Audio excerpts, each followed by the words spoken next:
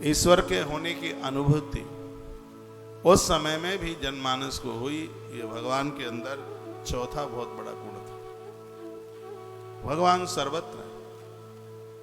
ईश्वर और आनंद की बात यह है कि जितने लोग हैं ईश्वर सबके लिए एक जैसा होता है, एक तरह का होता है और एक संग प्रकट होता है। ये बहुत बड़ी बात देख लीजिए। जब प्रभु श्री राम जी अवध में आए तो एक चौपाई गोस्वामी जी ने लिखी है, महादेव ने पार्वती को सुनाई है कि अमित रूप प्रगटे ते ही काला। वहां जितने भी लोग थे, लाखों में भीड़ थी राम के दर्शन करने के लिए, पूरी दुनिया उमड़ पड़ी थी। आनंद की बात यह थी कि जितने भी वहां लोग थे और उतने ही कृष्ण बन करके तैयार हो गए। अचम्मा यह था कि देखने वाले को एक ही कृष्ण लग रहा था, उसको दूसरा नहीं लगा। लेकिन पीछे वाले समझ रहे थे कि भगवान राम, वो राम उतने ही राम हो गए। वो पीछे वालों को लगा कि प्रभु राम कितने अच्छे हैं। आगे वालों को, फर्स्ट क्लास वालों को छोड़कर पीछे आकर के हमें थर्ड क्लास में नहीं रहने दिया, हमें उन्हें फर्स्ट क्लास में बना दिया। उनको ऐसी अनुभूति हो रही। तो मैं कितना भी भगवान श्री कृष्ण के बारे में कथा न कथाएं कहूं, उन सब का सार यही है।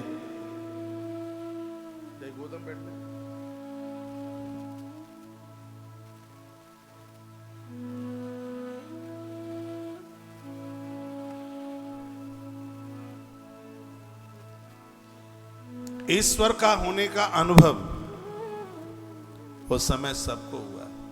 भगवान थे, भगवान हैं और भगवान रहेंगे। आप अनुभव करके देखिएगा, वो आपके घर में है। आप अनुभूति करके देखिएगा, वो आपके घर में है। यदि वह आपके घर में ना होते तो आप उसकी कथा सुनने के लिए यहां आ ही नहीं पाते। यह उसकी कृपा है आपके ऊपर, तब आप कृष्ण कथा सुनने के लिए, उसके चरित्रों को सुनने के लिए आ पाए हैं। उसने आपको प्रेरणा दी है यहां तक आने के लिए। नहीं तो आपके पास तो बहुत काम थे। मेरी बहुत बहनों को आज बहुत काम निपटाने थे, सब छोड़ छाड़ करके आ गई हैं। बहुत ऐसे जरूरी काम जिनके लिए आप तैयारी कर रहे थे कि मंगलवार को पूरा कर लेंगे उन्हें, लेकिन मंगलवार को वो काम नहीं किए। आप गोविंद की, कृष्ण की कथा सुनने के लिए परिसर में पहुंच गए। इसलिए है पता लगता है कि वह आपके हृदय में भी है और वह आपके घर में भी है। उसी के प्रेरित करने पर मैं रोहतक आया और उसी के प्रेरित करने पर आप इस परिसर में आए। हम बड़े भाग्यशाली हैं। बैसाख मास में उस माधव की कथा सुन रहे हैं जिसकी वजह से इस महीने का नाम ही माधव मास हुआ। ऐसा अद्भुत कृष्ण। 4 विशेषताएं मैंने उसकी आपको बताई। बचपन, बुद्धिमानी, वयोवृद्धों में अपनी छाप बनाना, और चौथी बात है ईश्वर होने की अनुभूति।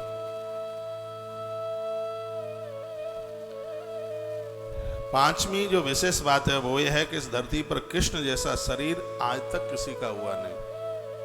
सगुण बने, उनके शरीर में क्या विशेषता थी? भगवान श्री कृष्ण जब निकलते थे तो उनके शरीर से गोपी चंदन की खुशबू आती थी।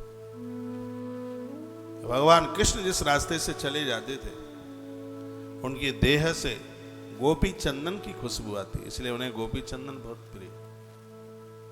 द्वारका में तो आज एक तालाब है गोपी चंदन के नाम से। उनकी बड़ी और भी विशेषता थी, वो यह थे भगवान श्री कृष्ण का जो शरीर है वो स्त्रियों का जैसा शरीर था। वो इतना सुकोमल था। कृष्ण की देह पर रोए नहीं थे। बड़ा सरल, बिल्कुल स्त्रियों जैसा शरीर। लेकिन जिस समय दुश्मन के सामने खड़े होते थे तो कृष्ण का शरीर वज्र का हो जाता था। यह बहुत बड़ी विशेषता थी। युद्ध में दुश्मन के सामने वज्र की तरह, और वैसे भगवान श्री कृष्ण का शरीर है तो स्त्रियों जैसा कोमल था, बहुत सहज था। यह उनकी बहुत बड़ी विशेषता थी। 125 वर्ष कुछ दिन, 126 साल में कुछ ही दिन कम रहे थे। इतने समय तक भगवान कृष्ण रहे। जो कृष्ण 16 वर्ष में थे वही कृष्ण 125 साल में भी वैसे ही थे। उनका उत्साह कभी कम नहीं हुआ। उनके ऊपर बुढ़ापे का कोई असर नहीं था, वृद्धावस्था नहीं थी उनके ऊपर। 125 साल में उतने ही थे जितना कि वो 16 वर्ष में जैसे थे। वही सौंदर्य था उनका, वही खिंचाव था, वही आकर्षण था और वही उनकी वाणी थी। उनके ऊपर कोई फर्क नहीं पड़ा। तो कृष्ण की एक विशेषता यह रही है, कृष्ण छोटों में छोटे जैसे होते थे, बड़ों में बड़ों जैसे, वृद्धों में वो बिल्कुल वृद्धों जैसी ही बात करते थे।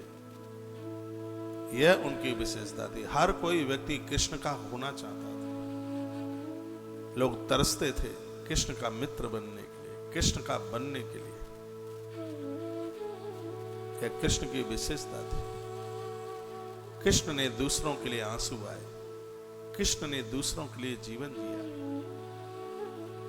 कृष्ण का जीवन परमार्थ से भरा हुआ है। संकटों में भी हार न मानने वाले भगवान श्री कृष्ण रहे।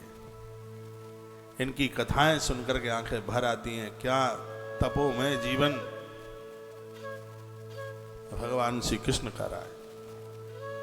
कृष्ण के जीवन की एक विशेषता थी, जब तक भगवान श्री कृष्ण धरती पर रहे हर रोज गाय का दान करते थे। भले वो एक गैया देते, ब्राह्मणों को हर रोज गौदान करना, गाय की पूजा करना, परिक्रमा करना और नित्य अग्निहोत्र करना, गैया के घृत से रोजाना यज्ञ में आहुति डालना, यह कृष्ण का काम था, यह नित्य का काम था। यह उनकी बहुत बड़ी विशेषता थी। कृष्ण की विशेषता थी, कृष्ण ने कभी किसी का भाग नहीं खाया, कभी किसी का हिस्सा नहीं खाया। कृष्ण को पढ़िए, हम इंसान बन जाएंगे इस भगवान को पढ़कर, इसे सुनकर, इसको समझकर। वो लोग बड़े बड़भागी है जिनके घर में कृष्ण की पूजा है।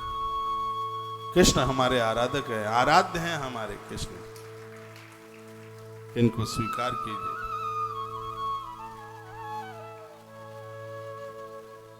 तो कृष्ण की विशेषता है कि शरीर उनका गोपी चंदन की खुशबू देता था।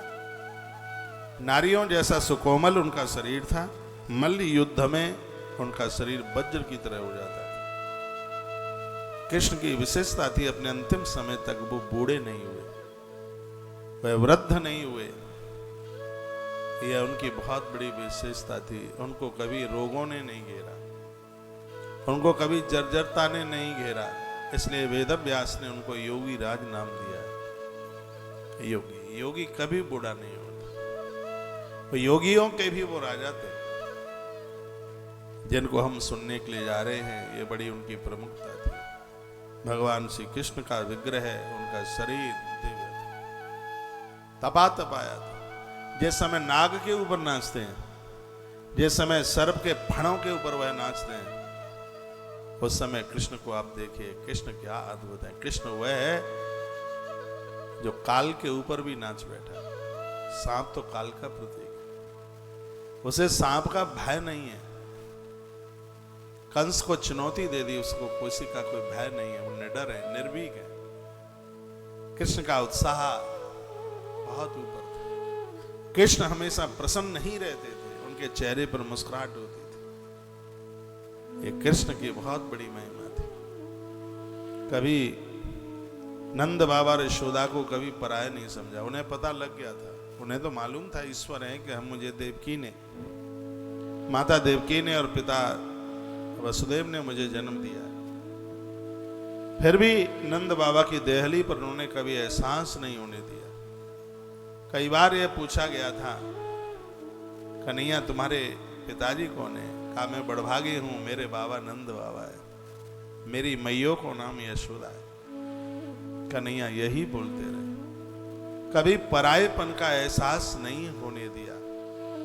आज भी पूरी दुनिया रोते रोते कृष्ण की एक झलक पाने के लिए वृंदावन में हर रोज लाखों लोग रहते हैं। छोटा सा वृंदावन है लेकिन लोग लाखों रहते हैं। ये कहां रहते हैं कृष्ण को ही पता होगा। ये कहां खाते हैं कृष्ण को ही पता होगा। छोटा सा वृंदावन है, छोटा है बिल्कुल। आपका एक मोहल्ला होगा इतना बड़ा, जितना बड़ा वृंदावन है, और लाखों लोग हर रोज रहते हैं वृंदावन में। और ये कृष्ण का इतना बड़ा प्रभाव है, लाखों लोग छोटे से वृंदावन में कहां समाहित हो जाते हैं, पता नहीं लगा आज तक। ये कृष्ण की बड़ी अद्भुत महिमा है। वो तब भी था, वो आज भी है, और वो कल भी रहेगा। आप वृंदावन से स्नेह रखिए, वृंदावन आते जाते रहिए। कृष्ण आज भी वहां वेणु बजाते, गैया चराते हुए, आज भी संतों को उनकी अनुभूति होती है। एक नाभ वाले बाबा हुए थे वृंदावन में, कुछ वर्षों पहले उन्होंने शरीर छोड़ा है। ऐसा बताते हैं कि यमुना जी का जल स्वयं कृष्ण उनको पिलाने को, मधुकरी मांग करके ला करके स्वयं गोविंद उनको खिलाने के लिए आते थे। यह उनकी बड़ी महिमा, यह उनकी बड़ी विशेषता रही है कृष्ण की। और हम भाग्यशाली हैं कि ऐसे गोविंद को रोहतक की पवित्र व्यासपीठ से सुनने के लिए जा रहे हैं। बैनर पर लिखा है कृष्ण कथा, तो पूरी चर्चा भी कृष्ण की ही हो रही है। अद्भुत कृष्ण की कथा, कृष्ण की चर्चा हो रही है। और यह उनके शरीर की बात मैंने करी आपको। और 6वें नंबर की जो विशेषता है वो ये है कि कृष्ण सामने खड़े हैं तो भी सामने वाला उन्हें देख नहीं पाता था। कृष्ण के पास 64 कलाएं थी, संपूर्ण विद्याएं थी। ना कोई ऐसी विद्या, ना कोई ऐसी कला जो कृष्ण के पास में ना हो। जरासंध को 18 बार पराजित नहीं कृष्ण ने किया। और एक आनंद की बात मैं आपको बताऊं, कंस को मारते समय एक ही दिन में इस कृष्ण ने कंस को नहीं मार दिया था, 3 महीना लगे थे। भगवान श्री मथुरा में 3 महीना रहे। इसको मारने की बड़ी भगवान ने, गोविंद ने योजना बनाई। मथुरा में कृष्ण को ढूंढने के लिए कंस ने 280 हाथी छोड़े। 280 हाथी छोड़े और कहा कि उसको कुचलवा दो, जहां भी मिल जाए उसको कुचलवा दो, उसको खत्म कर दो। मथुरा का एक एक घर छावनी बना दिया गया, एक एक घर ढूंढा गया मथुरा का।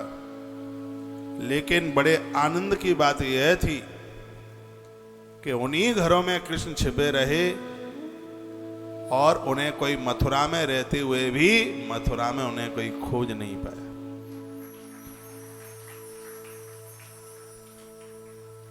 एक दिन की बात थी, इसने चुनौती दी, कहा तू मुझसे भयभीत नहीं है तो एक बार मेरे सामने चल के आ जा। और ये आप पहली बार सुनेंगे, उस समय भगवान श्री कृष्ण 1000 रूप धारण करके कंस के सामने आके प्रकट हो।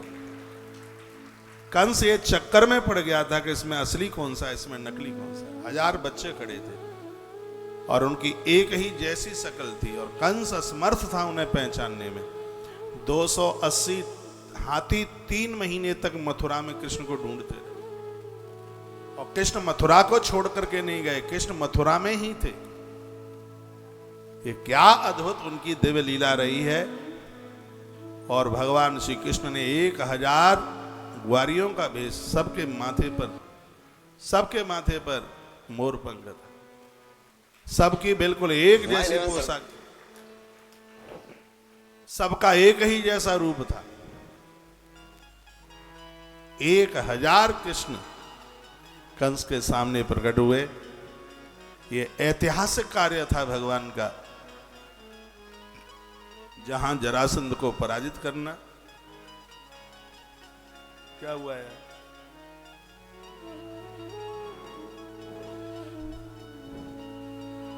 कंस की सत्ता को चुनौती दे देना जो किसी के बस का काम नहीं था। उस जमाने में कंस का कोई विरोध नहीं करता था,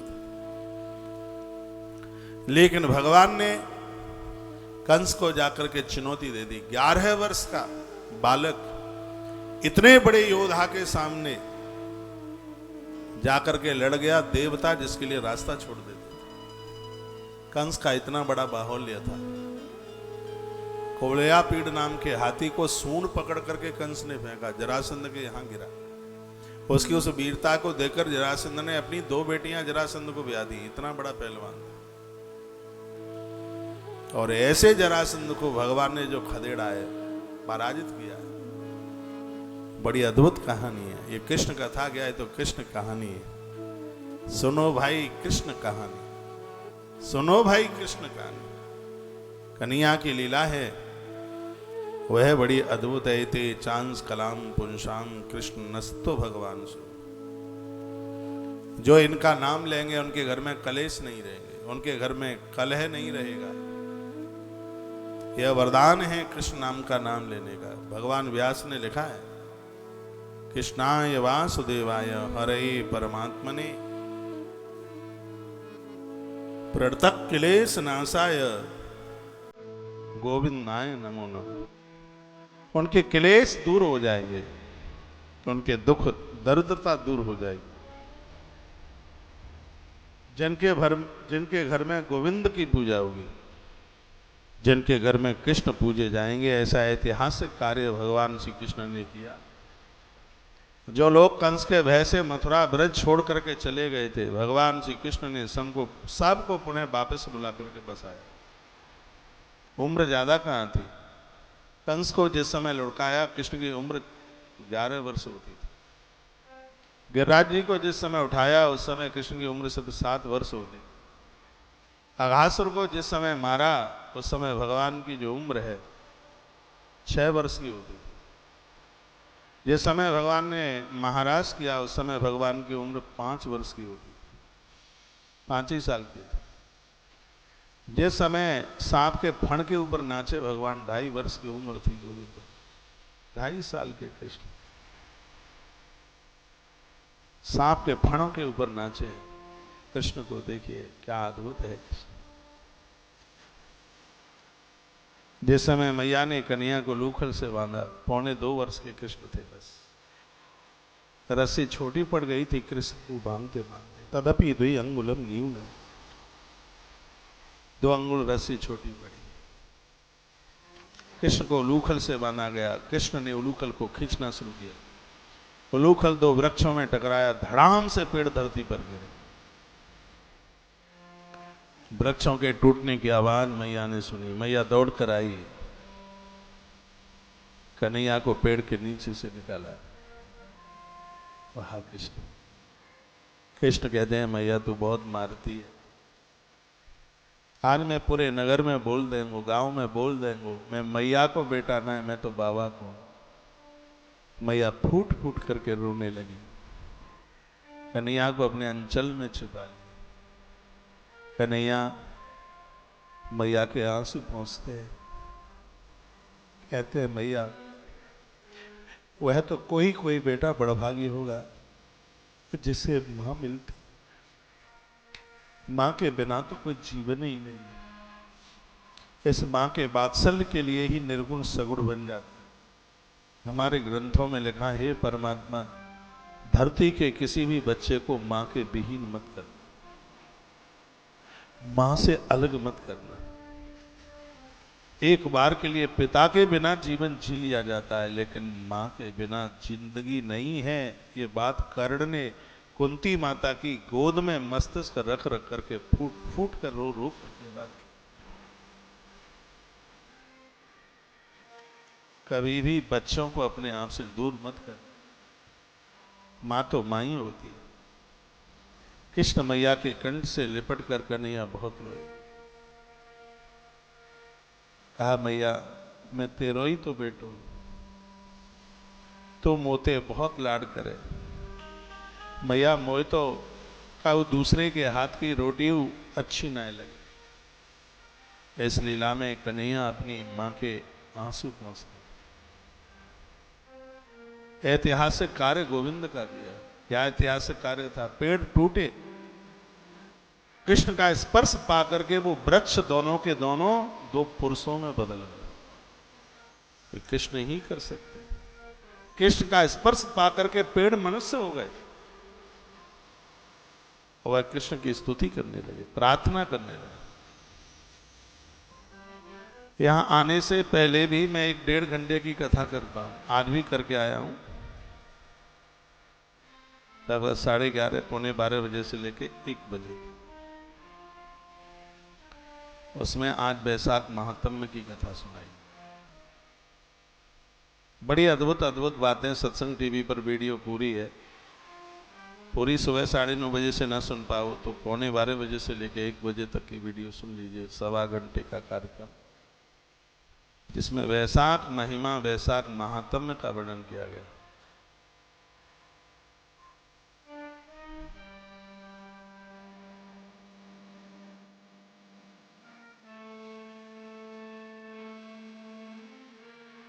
बहुत तमाम बातें उसमें कही। उसमें बड़ी अच्छी बात यह कही गई,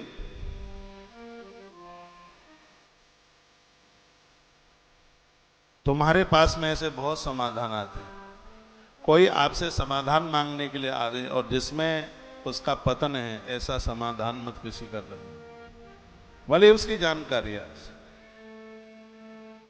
शराब में बहुत दुर्गुण है, लेकिन उसमें एक गुण ऐसा भी है, और उस गुण के बारे में आपको पता है और आपको वह गुण बता करके लोगों को आप शराबी बना दो तो बिल्कुल ठीक भी नहीं। एक गुण 99 गुणों को एक गुण उसका कोई 99 सदगुणों को खत्म कर देता है, तो उस एक की जरूरत है। भगवान कहते हैं,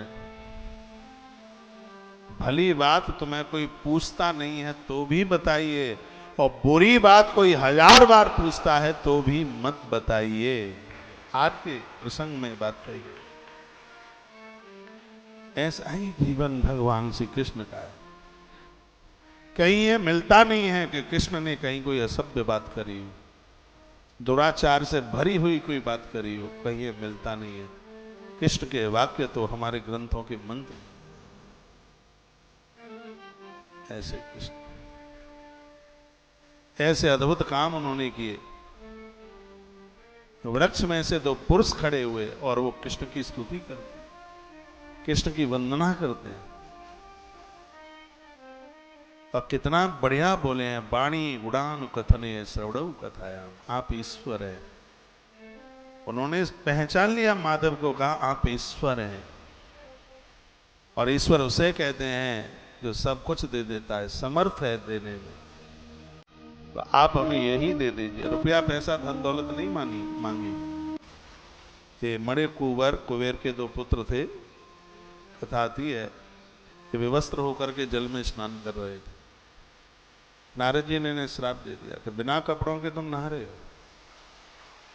दूर तो हमारा श्राप है मूर्खो तुम्हारे लिए कि जाओ तुम पेड़ ही बन जाओ, कि तुम्हें कभी कपड़े ही ना पहनना पड़े। हमारे ग्रंथ कहते हैं कि स्नान के समय, भोजन के समय, शयन के समय, यात्रा के समय देह पर वस्त्र का होना बहुत ज्यादा जरूरी है। बिना कपड़ों के एक पग भी न चले, देह पर वस्त्र का होना जरूरी है। स्नान करते समय नारी के लिए तो कहा गया है कि पूरे बदन पर वस्त्र पहन करके स्नान करें। पुरुषों के लिए कहा गया है कि कमर के नीचे वस्त्र होना ही चाहिए। ऐसा बताते हैं कि यदि किसी से कोई जीव हत्या हो जाती है तो नदी में पूरे वस्त्र पहन करके डूब करके नहाना पड़ता। स्नान में वस्त्र की इतनी बड़ी, ऐसा नहीं है कि बाथरूम में हमें कौन देखता है। अपना एकांत ही तो ज्यादा बढ़िया होना चाहिए। शंकर की विशेषता है, शिव अकेले में होते हैं तो बागंबर लपेट करके रहते। एकांत ही तो सुधारने की जरूरत है। सबसे ज्यादा बढ़िया तो तब आप हो जब अकेले में। संपूर्ण मान मर्यादा उस समय हो जिस समय आप अकेले में, चाहे आप रसोई में हो, चाहे आप बाथरूम में हो, चाहे आप अपने बेडरूम में हो। एकांत ही तो जबरदस्त होना चाहिए, बढ़िया होना चाहिए। उस समय सभी मान मर्यादाएं, उस समय संसारी लोग आपके पास नहीं होते। आपका एकांत बढ़िया है तो अनंत परमात्मा उस समय आपके पास जरूर होता है। अपना एकांत को इतना बढ़िया कीजिए।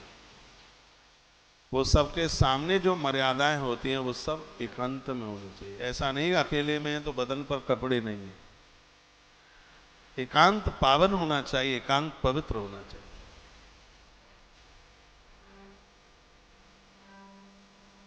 तो कहा गया है कि नहाते समय, सुनिए, स्नान करते समय, भोजन करते समय, शयन करते समय और यात्रा करते समय देह के ऊपर वस्त्र होना चाहिए। श्लोक बोले देता हूं, स्नानम दानम तथा होमम शयनम गमनम भुजन।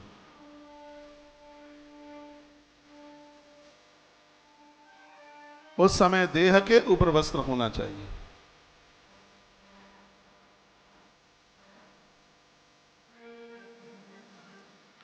और यदि इस मर्यादा का खंडन किया है तो कृत पाप भवे, तो उस व्यक्ति को, चाहे स्त्री हो पुरुष, उसे घोर अपराध का उसे भागीदार बनना पड़ता है।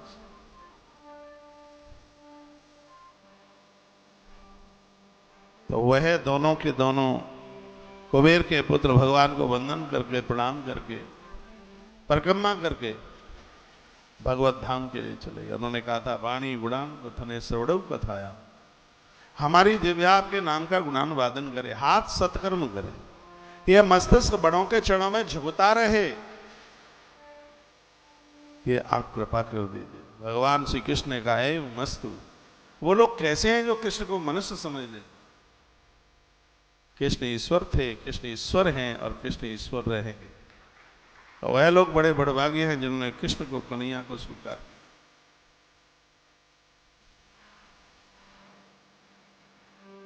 कृष्ण की सत्ता बड़ी सत्ता है।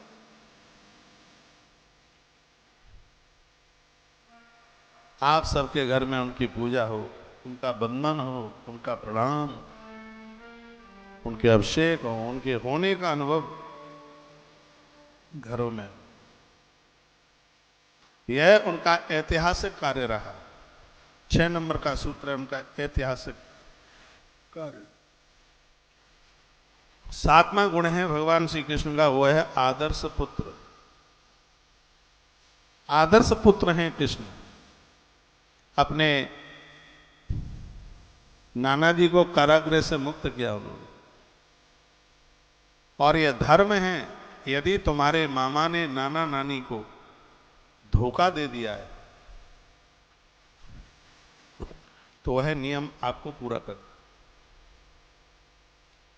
जामाता पिंडदान नहीं कर पाता सास ससुर का, दामाद नहीं कर पाता, ऐसा कहीं लिखा नहीं है।